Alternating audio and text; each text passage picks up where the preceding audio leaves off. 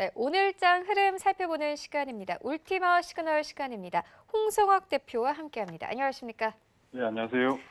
네, 간밤에 뉴욕 증시 3대 지수 모두 상승했습니다만 WTI가 다시 한번 9% 넘게 급락을 했습니다. 대표님께서는 유가에 대한 중요성을 매번 언급을 해주셨는데 오늘장 흐름 어떻게 보고 계십니까?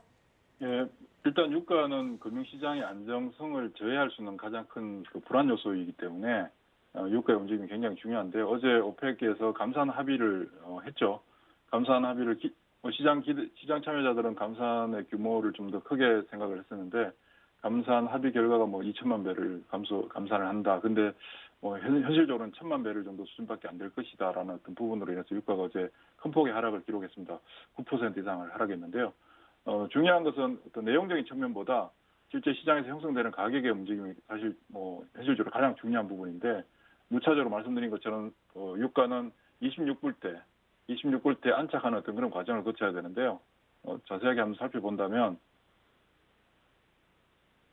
어제도 26불대 계속 근접한 상태에서 넘어서지 못하는.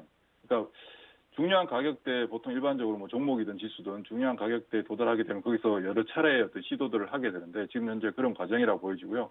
실제 시장에서 기대하고 있는 그 감산의 규모는 어제 발표했던 2천만 배럴 수준을 한 2배 정도 넘어서는. 그러니까 어떤 정책적인 부분이나 재료들은 시장에서 기대하고 있는 부분들을 상회하는 수준의 그 결과물이 나왔을 때 시장에서 반응을 하게 되는데 현재로서는 기대했던 것보다 못한 어떤 부분들 그리고 실제 26불대에서 가격을 압박받고 있는 부분들이 상당히 크기 때문에 당분간 계속해서 유가의 움직임은 시장 전체적인 어떤 안정성을 지켜나가는 데 굉장히 중요한 요소로 계속 작용을 할 거라고 보입니다. 미국 시장은 어제 전반적으로 안정적인 모습들은 보여줬었죠.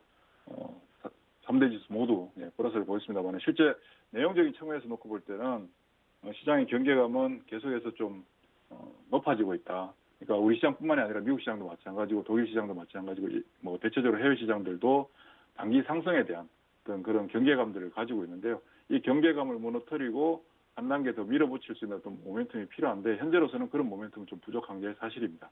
다만 이제 우리 시장은 해외 시장과 좀 다르고요.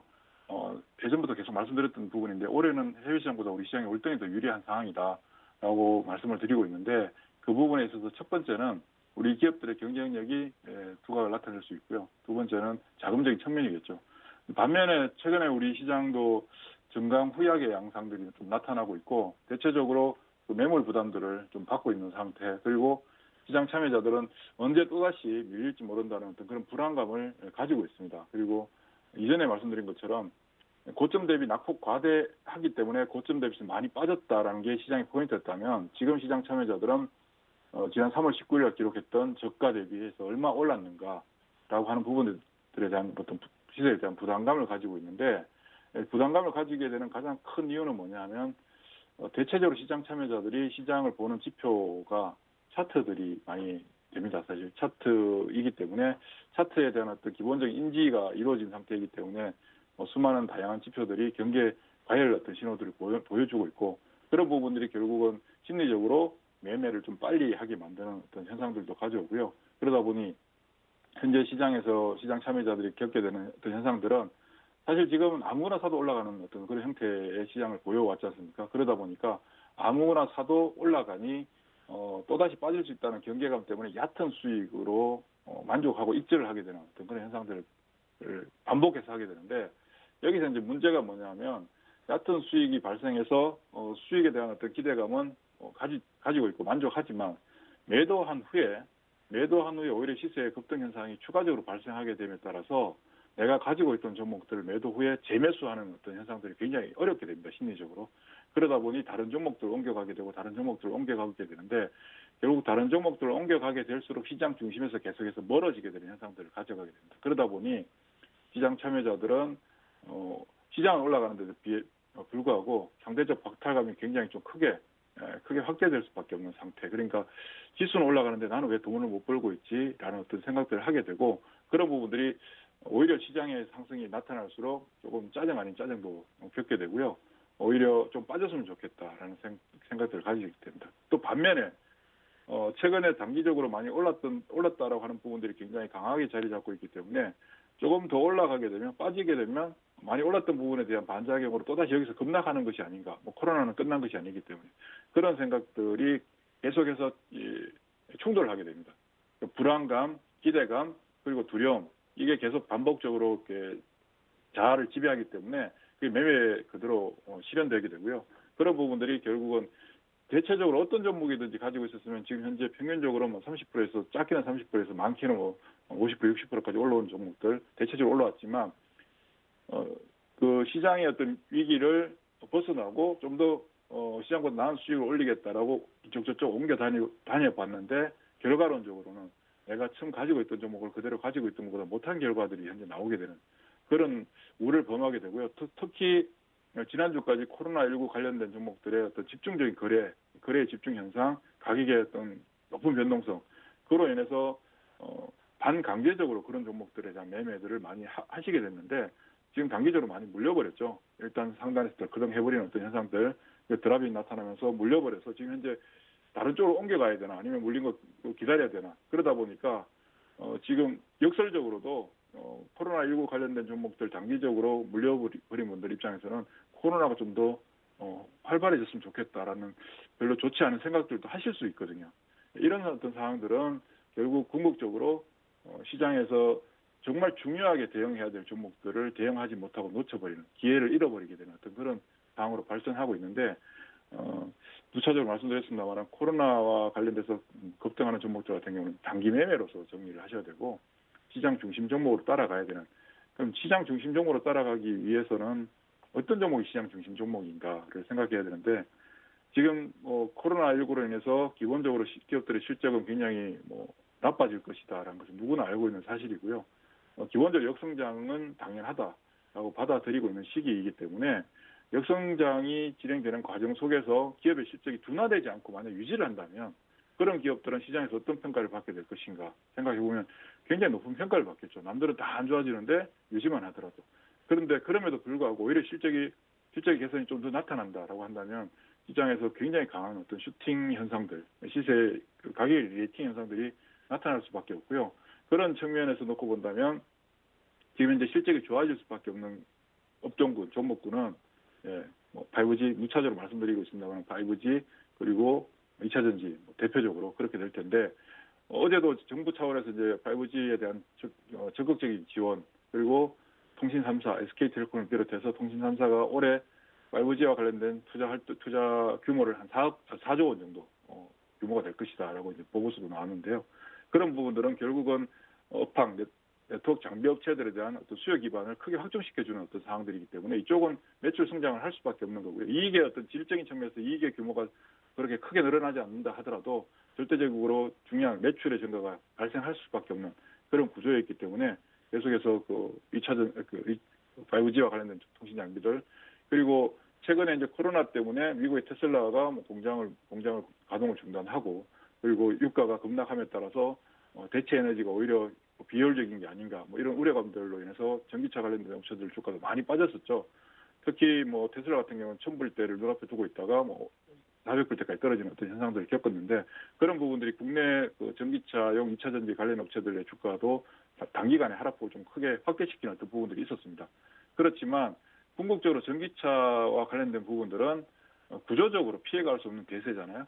그러니까 실질적으로 피해갈 수 없는 어떤 영역들. 그러니까 우리가 주식할 때 가장 중요한 게 복잡하게 생각하는 것도 중요하겠지만 어떨 때는 가장 상식적인 선에서 생각하는 게 중요한 부분인데요. 전기차는 유가와 관계없이 피해갈 수 없는 대세고요.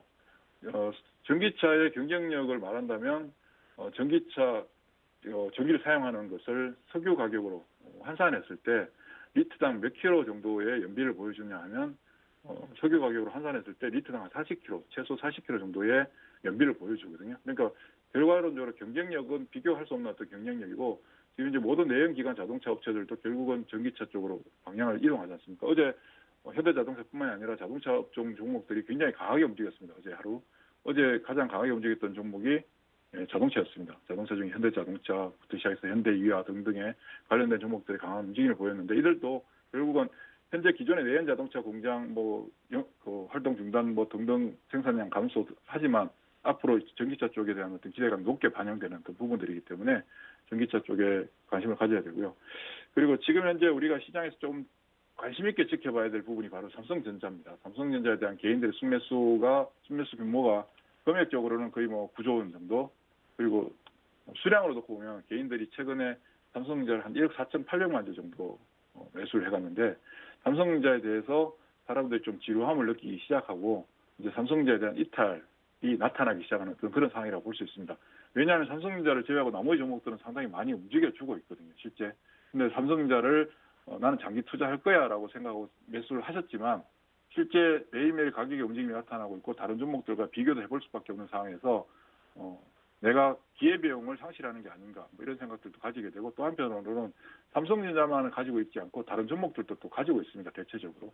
그랬을 때 다른 종목들의 움직임이 변동성이 굉장히 높게 확대됨으로써 결국 삼성전자에 대해서 사람들이 지쳐가게 되고 1억 4,800만 주 정도의 순매수했던 부분들은 결국 매물화될 수밖에 없는 상황이고, 그래서 삼성전자는 플러스만 나면 개인들이 계속해서 매도를 할 수밖에 없을 겁니다. 특히 삼성전자 같은 경우는 중요 가격 49,100원이라고 굉장히 중요한 가격이라고 말씀을 드렸는데, 최근 49,100원을 기준으로 계속해서 등락을 반복하고 있는데요. 아마 5만 원을 넘어가게 되면 개인들은 집중적으로 매도를 할 가능성이 크고요.